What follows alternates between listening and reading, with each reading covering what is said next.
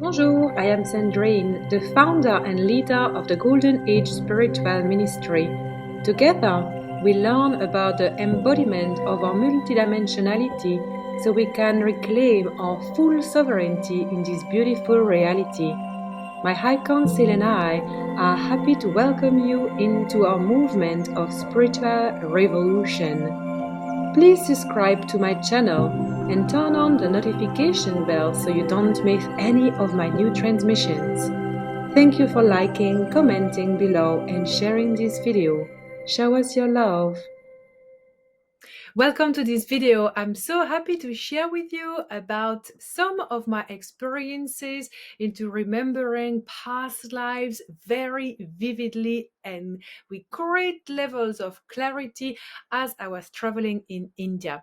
So as soon as I arrived in Agra, a couple of days after landing in New Delhi, I felt a strong urge to simply sit down in front of my altar and enter meditation. And next thing you know, I was sitting there for over an hour and a half, receiving the most precise information I have ever received about one of my past lives in India. So first, I want to share with you that I have always known I had past lives in India since I was a little girl. I have always known I have very deep connection with yogis, with the Himalayas, and with India in general. I am the third generation of yoga teacher in my family, and also I can just feel how much every time I dive into yogic philosophy, yogic practices, how much it activates my own well-being, but also some kind of remembrance. I have always known that I have very deep connection with India and that one day I would go. I haven't really traveled much, to be honest. Yes, I live overseas and this can be seen as travel, but I haven't done much traveling so far. It is now changing as I'm activating a new timeline of grading the planet. So what has happened is that I have waited to reach this point in my life where I could be embodying this pure crystalline soul blueprint that I am at this level now. So when I would actually travel, I would do it in such high conscious way that I would really upload the codes that are needed for me to remember some of my past incarnation on this planet, but in other realities as well as working with the actual grades of the planet. So this is what I have started doing as I was traveling to Melbourne, Bali, and India, and I will continue doing that for a pretty long time, as this is literally what my soul is calling me to do, but also what my high council pushes me to do. Because here is the thing: when we channel, and we are all channels. Remember, this is the message that I want you to remember always as you hear me and my High Council speaking as one voice. We are all channels. We all connect to information through our channeling abilities. Only we don't know how that works, how that functions. So I am here to teach you to find greater level of precision in your channeling. I do that in all my free offerings. I also do that through different programs that I offer, and especially the new 1 year program that is going to be launched in the next few weeks, which is called IRIA, School of Channeling, where you will be able to join me and my High Council for very advanced, precise, and revolutionary teachings on channeling. So you can be a powerful channel yourself, work with others, and who knows, maybe also co-create with me at some stage in the future. So everything that I share is to empower you to remember that you are a powerful channel. Okay? So when we are aware that we channel something, like me, for example, I am aware that my soul, my heart are calling me to travel.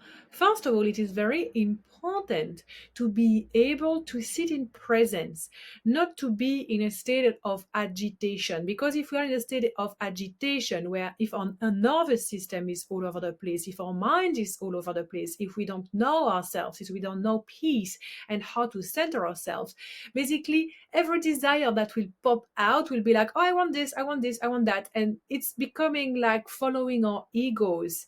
It's very different to be able to live with presence, to be able to know the self so deeply that we can perceive what the frivolous, unbalanced ego wants versus what is truly a heart desire as presented as a seed coming from our soul, calling us to activate something. This is what I'm talking about here. This need to travel was really coming as my soul is telling me, you need to get out of New Zealand, you need to activate intuitive travels. So it is one thing to be able to distinguish these voices to start with. Okay, you might agree with me that it's not necessarily easy. Maybe you find yourself wondering how to distinguish the voices, how to distinguish the desires, how to calm your nervous system down, how to be able to reach a stage of presence that allows you to know exactly what are your true soul calling versus the fluctuation of the mind and the ego. If you wonder that, you are not alone. This is literally our path as human beings to learn to master the self. So please relax. This is part of the game. Learn to know yourself. Learn to silence the mind. Learn to relax your nervous system. Work on healing. Work on spiritual growth. Work on feeling present, residing at the center point of your fractal, living with detachment and pure presence. So once you do that, then it becomes much easier to really know with greater level of precision what you are really called to be doing on a soul level. So that's one thing. And we will go deep into the school of channeling, Iriya. Iriya School of Channeling is literally there to teach you all the architecture of channeling, not only for yourself, but you can also work with other people. It's a certification program, so you can actually make a profession out of it if you wish to do so. Yes, and already if you are a channel, you need to upgrade because many channels, they don't actually understand how channeling works, and so they cannot level up. They cannot start channeling deeper levels of their own consciousness. They cannot start channeling star beings or ascended masters or earth or the animals or future timelines and so on because they don't know how things work. So this school of channeling is going to open towards October, and you are invited to already present your application now because this is per application only. And then if that aligns, you might be able to join, which would be like super exciting. So once you know what your soul calling is, then the second step is always to be able to be courageous to activate that. And that, yeah, we again face many challenges because how to activate something. Like for me, the timeline of travel had been present in my field for a long time before I could actually heal and alchemize limiting beliefs, fears, and all sorts of outdated templates that were preventing me from actually following the guidance of my soul. So, all of that we also learned during the school of channeling. Once you find the courage to do that, then you need to be able to activate that, to code abundance in, to shift timelines, to shift templates in your reality so you can start traveling or whatever is it that your soul is calling you to do. So here I am in India. I sit down at my altar and with divine precision, I feel this very advanced master coming. I had felt him before, but never like that. He was always kind of more in the background because of this Indian master. Him and I, we are very, very close. So then I received all the information about that past lives with extreme precision. I had tears trembling down my eyes. I could feel all the things. At times, this master would be like right in front of me, and I could just do eye gazing. I had like massive heart opening. But then, towards the end, this master actually came in my body, and I was just like nearly passing out because of the frequency. And I want to tell you about this past life because this is very exciting. This is very beautiful. And maybe it will help you as well to understand how you can reactivate certain things with past lives. So, what came first is that this life happened thousands and thousands of years ago. Um, very long time ago, my mother back then was receiving already prediction about the fact that she was going to birth a very unique being, a being that would be born as a master already with full recollection of purpose and mission and gift, and that her purpose was to raise that being until the age of 7, and then that she would pass, so that being, that boy, because I was a boy in that life, that boy would be taken by the father to the Himalayan mountain to meet his master. So all of that was already known by my mother and my father. So before I was born, lots of sacred ancient cows came and they gathered around the hut. And you had all of these cows, and they were facing the huts. They were protecting it, and they were like mooing, moo, which actually resonates a lot like the arm sound, the arm vibration, woo, woo, like that. And so there was this like huge vortex that was created by the holy cows of ancient India, and I was born there. I was born under very auspicious skies, which was under the alignment with the Sirius constellation, so during Lionsgate, Pantin. And then from there, for the first 7 years, I was just having a really nice, lovely life with my mom and dad. And I could see myself as a baby flying objects. So, like, objects were flying around. I could feel people's energy and I would transmute energy. I could feel everything that was happening around me. I could predict things for people. So, like, people, we were in a very small, remote village where I was really fully protected by the community. And I would simply serve the community from a very young age. So I would just apply my hands and heal people. And I would just sometimes share codes and wisdom about their future and things that they needed to know. I would also let people know about changes in weather and seasons and things that we needed to do, because I was also in connection with the planet Earth. And I was very close to my mother, but we all knew that by the age of 7, my mom would pass of a illness, and that I would not be able to cure it, and that would be like a heartache, but it was also necessary for me to be able to go on my next journey. So around the age 7, well, at 7 years old, my mom passed, and then after the time of grieving, I told my father, now is the time to go. Now, please, father, take me to my master. And so we walked, and we walked all the way to the Himalayan mountains. So I have a feeling that where we were was where is now Rajasthan, but like maybe just like the South Rajasthan, close to Pakistan border.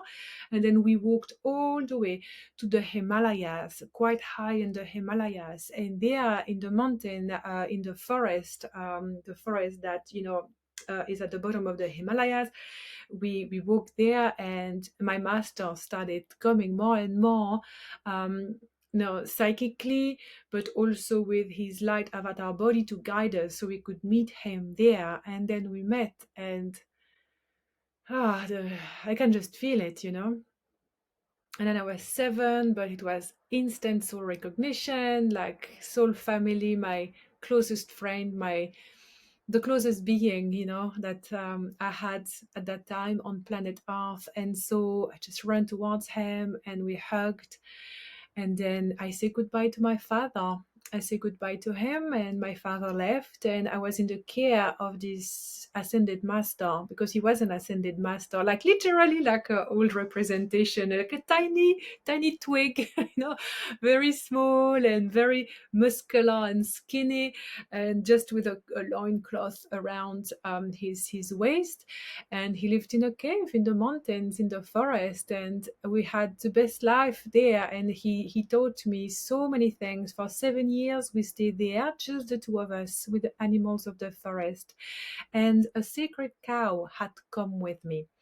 A sacred cow had come with me, so the sacred cow was still there, and the sacred cow was with us. And there was this very powerful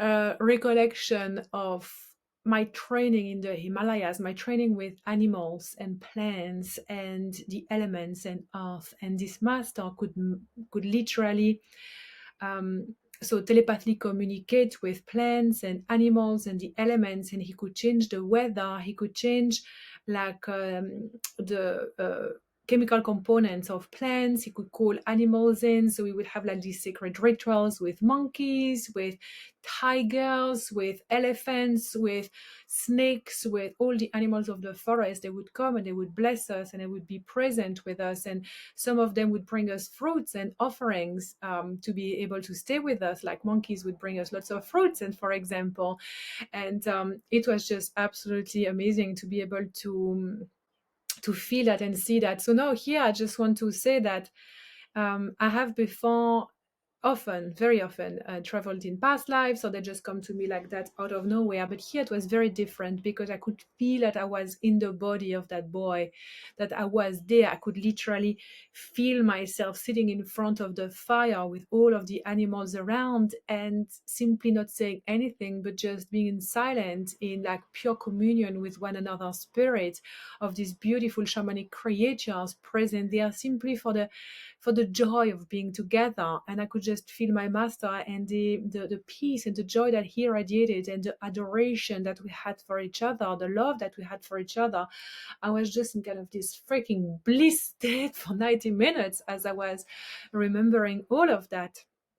And so I underwent a lot of training from him to be able to refine my psychic abilities, to be able to understand human psyche. He taught me a lot about how humans were, how to be with humans, because apart from the people in my village, I hadn't met many people. Like on my travel from my village to there, I met people, but we stay very much isolated. We had the sacred cow with us, and people could feel in the distance that, oh, we were different. So I never really interacted much with everyday humanity, if that makes sense.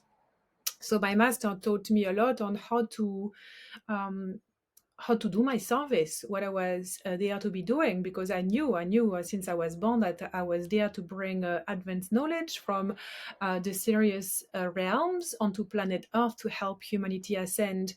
During my yoga teacher studies, I often had this thought or this memory that I was a rishi, a seer, that was like thousands of years ago. Like sometimes it goes back between 3,000 to 5,000 years ago, and that I was one of the one that first brought that knowledge that would later be written as at the sage of India.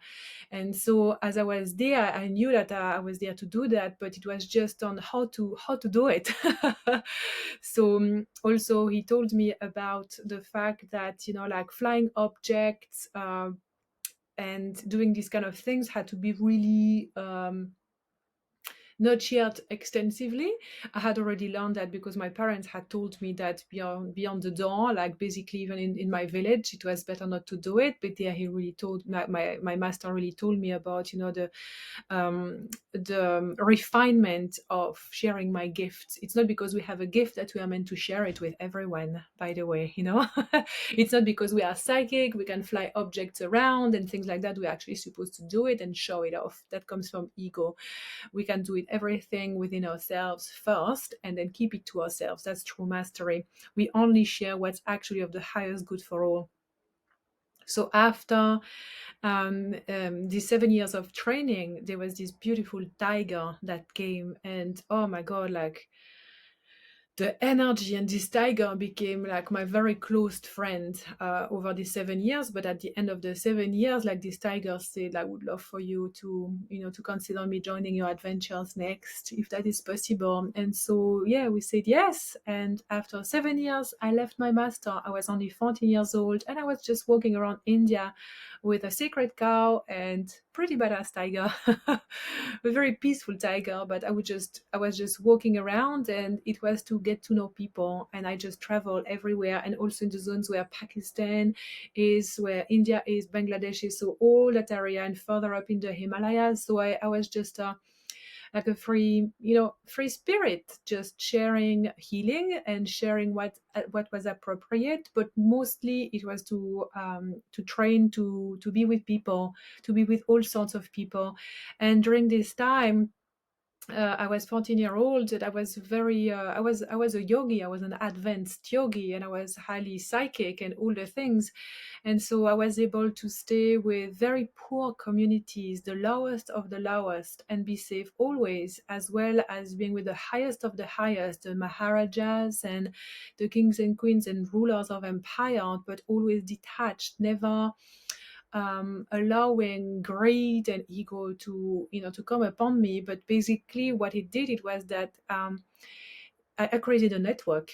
I created a network of people that were really in admiration and that loved who I was and what I was doing, what I was bringing, and therefore also received the protection of very influential people. And I was able to bring communities together. So I grew like that, and then I established myself. And I don't know exactly where that was. I feel like it's maybe close to like northern India, but not straight in the Himalayas, but so only that I could visit my master every now and then. And my master would sometimes, come with me because he could, of course, biolocate as, advanced yogi can do. So he would just sometimes just come and just walk with me, through India and be with me and sleep with me at night and things like that. But also I could be present physically where he was high up in the mountains. And so I started creating a community, teaching yoga, teaching ancient scriptures, teaching alignment, teachings about also the mastery of the self, of presence, and all the things, all the very ancient scriptures like discipline of the mind, discipline of the body, movement of the body, which was very basic. It was not like vinyasa as we, as we do it now, but yeah, like really I created schools, and I know exactly which one it is, to be honest. I think it's like way before, way before anything we know about now, because that's a very, very ancient life. I also knew that I was not to stay celibate for all my life. I was to marry and have children, and so these children would be able to carry the DNA, the crystalline DNA that I was embodying into future generation. And I knew that there would be a very big gap between me and my beloved woman, because I needed to reach a certain stage of my own enlightenment to be able to welcome a beautiful enlightened being in my life. And our souls had met before. Of course, we knew each other. We were soul family, and I knew exactly who she was. And the age difference would be of 30 years, because I was also going to live, way beyond, you know, way beyond 100 years old. And so when the time of the birth of my beloved was announced, she was birthed into the south, very south of India. um, I sent a lot of birds, and a lot of crows, a lot of cows, and then all went and they carry gift. So they brought a lot of gift. Sacred cows were placed also around the hut to welcome her presence. And then from there, I just stayed in the distance, like just in the distance, but her parents knew of me. They were my disciple, they were my followers, and the parents the other day agreed that their daughter would be marrying me if she said yes, when she was ready and when she was coming of age. So when she was 16 years old, we got married. We met a couple of times before that, and then we got married, and then we ended up having children. I think 5 children, from what I can recall, from what has been said. And then together we created a very powerful school, because when she came, it was really the merging of even higher frequency of embodied divine union on the planet. It was really to show also humanity that to be able to reach enlightenment is not necessarily to stay celibate, which a lot of yogis choose as a path, but not all of them. Many yogis also, they get married and they have kids. So when my beloved came, my life completely changed. My life completely changed, and I could really feel like this greater level of activation of my own pranic body, my own car body, and how the connection with her was bringing this very profound groundedness in this reality, and how the genes that we were carrying together, because she was also ascended master, the genes that we are carrying together were shared, through thousands and thousands and thousands of our descendants.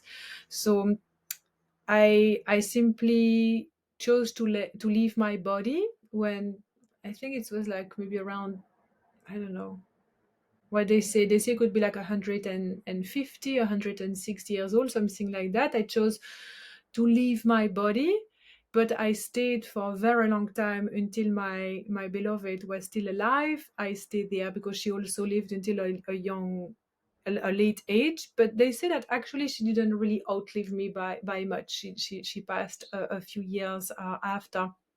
And so then we left together and we went to Sirius, where we could just continue our work. So in that life, this is the most potent life I have ever seen. Like, I have seen so many lives about my past incarnations on the planet, because I have always been here. And some people think it's crazy that I say that, but honestly, like, this is just the case. I have always been here. I have spent a lot of time in the inner earth realms as well, in pretty much all civilizations. I have had so many experiences, because this is why I'm here. I'm one of the, dragon dragon creator of this realm, following Sophia, God's guidance. And then after birthing realities, we become that reality, and we become the overseer of that reality. And I am not the only one. There are a few others that have also similar templates of purpose. So I know that I have always been here. I know that I will always be here. I know that I have reached mastery before many times, and that life in India was probably one of the most potent ever. So now that happened in Agra, and then for the entire month of April, I was just like ignited into even more other lives, like some many lives I had as part of the Muslim community, the Sufi community, with the Mughals in India, but also Mongolia and other places. So I was also deeply reactivated. When I went to visit Fatehpur Sikri, which is a Mughal site, I just started crying at the mausoleum of Salim Christie. Salim Christie, a Sufi sage, and I could just feel him. And as I say this, like, he's just by my side right now. The same with my Indian master. So that's yet another life. And that other life, I could also see myself as I was walking in Fatehpur Sikri, this beautiful Mughal site. I could hear the wolves laughing. I could see a kitchen there, and there was no indication of it. Like, a kitchen there, I could see kids running. I was feeling myself so happy. And I could see that I had lived there as a woman, like an artist, because the Emperor Akbar, that built Fatehpur Sikri, was the first emperor Mughal that actually cared about bringing Hindus and Muslims together. And so he worked on doing that by weaving culture and art, and by giving, like, equal rights to people. And it worked. Like, he worked on establishing peace and respect for the first time, which is actually a big thing. And like, he had this very unique connection with the Sufi sage who helped him and his wife have kids. And since then, the Sufi sage is there to grant wishes to people who go there and do the rituals. And I did the rituals. And like, people from all around the world there, like celebrities go there. We had like a French minister go there, and so on, to have their wishes coming true. And when I was there, and I could just see like how happy I was in those lives. And I've seen so many other lives in India, and all of these lives in India, as well as so many other places on the planet, I was like completely regular person. I was a regular person experiencing different things. It's because my soul has always been there, but my soul has not always been in a role of teaching and showing and leading the way. I have also had lives where I was a bad person. I experienced the dark side of the force. I was not nice at all. I have also had to go through full reminiscence of some of these lives to be able to heal and alchemize these traumas. So when we work with past lives, it is very important to know how to channel them. It is very important to be able to keep a safe distance, because as I go through that, I could go like, oh yeah, look at me, I'm this ancient master, like dragon frequency. I was born like that in that life. It means so much about me. Actually, what does it mean? It means, cool, that happened. It doesn't, it's not here to inflate my ego. It doesn't mean that I am a master in this life. Like, yes, I'm a master, like we are all masters. But you know what I mean? It doesn't mean that I think I'm completely enlightened and like I'm the best person on the planet and I'm here like for this big person. I am here to simply find peace, and to do what I'm supposed to be doing, which is to rise up to the occasion to be a better person. And by being a better person is like opening up my heart to love more and be kind to all.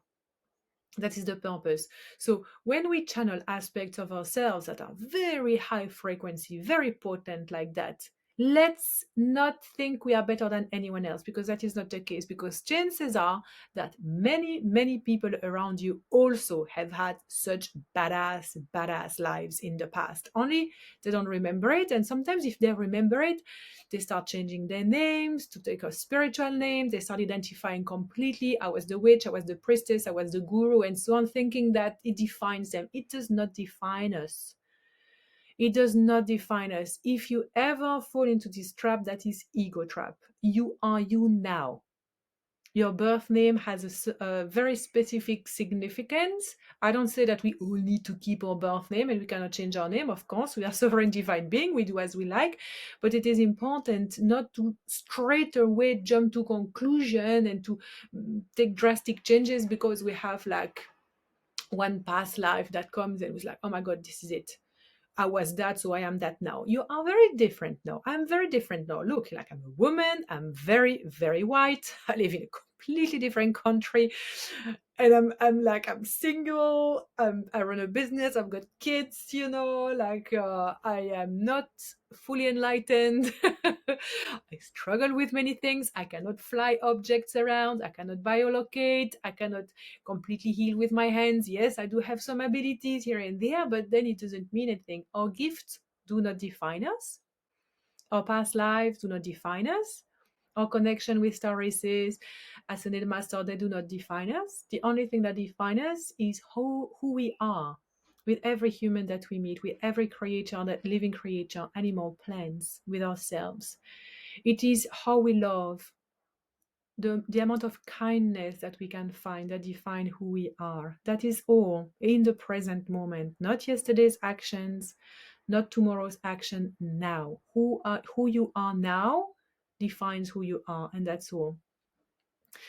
So keep on cultivating good behavior that makes your heart happy, that also resides in peace. If you choose peace and love as governing choices, your life will completely change. I'm sharing this with you because it's always exciting to hear about past lives, and it's always amazing to know more about ourselves. And I highly encourage you to do that. During the School of Channeling, this 1-year certification program, you will learn to go very, very deep into past life regression with such level of precision that you can do that for yourself, but also for others, not only to guide them into healing deeply traumatic experiences, because I have also seen lives, I tell you, they are deeply traumatic, and working one-on-one with people and facilitating this past life work for groups, oh my God, what comes up is actually at times extremely challenging to face. So we need to be highly trained. We need to be highly trained because we work with actual multidimensional portals, because these past lives, they still have access to us now, because there is no such thing as time and space. Everything happens in the now. So we need to understand the architecture, the quantum dynamics of past lives, as well as connection with other other aspect of a multidimensional being.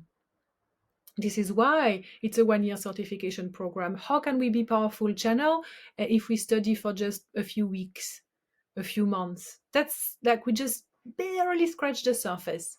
And here for 1 year, you will feel at the end that you have learned so much, that you're a completely new person, yet you will also feel that you are only starting to understand the true powerful being that you are. But at least you will have all the keys to continue channeling yourself, your multidimensional connection with your own soul and oversoul network, but also with your team, star races, earth elementals, animals of powers, also ascended masters, angels. All of that will go very, very deep, so you can work on that for yourself and with others, because remember, we are all channels. We are all channels. We all need to learn this. And if you work as a healer, as a channel, as a mentor, as a teacher, on whatever level, you need this school of channeling, because you need to be able to really understand the energy that you work with, because also there are some pretty nasty things residing out there. When we start working with past lives, we open door to accessing everything that was present in that life. If you had connection with demons, like literally demonic frequencies, with nasty people that did horrible things to you, you open that Pandora box, you better be prepared to handle that. Yeah, you better be prepared, because otherwise it's going to start creating fragments in your psyche, which is what I see a lot happening. People have their psyche completely fragmented. So I'm going to teach you how to do that safely. This school of channeling will be starting in October. In the meantime, I'm offering many different trainings, like entity removal that will be happening in May. There will also be an event, Channeling 101. There will also be Lionsgate event and more. So stay tuned. Continue following me. The best thing is to sign up for my newsletter, and you will receive a free meditation for Soul Blueprint as you sign up. Because when you sign up for my newsletter, you know exactly what happens, and you can also make the most of early sales. So you can save money and already anchor your most ascended timeline. I thank you for watching this, and I will see you in the next episode. And please share with me if you have any questions about past lives and things that have happened to you. I would be happy to help. Lots of love. See you next time.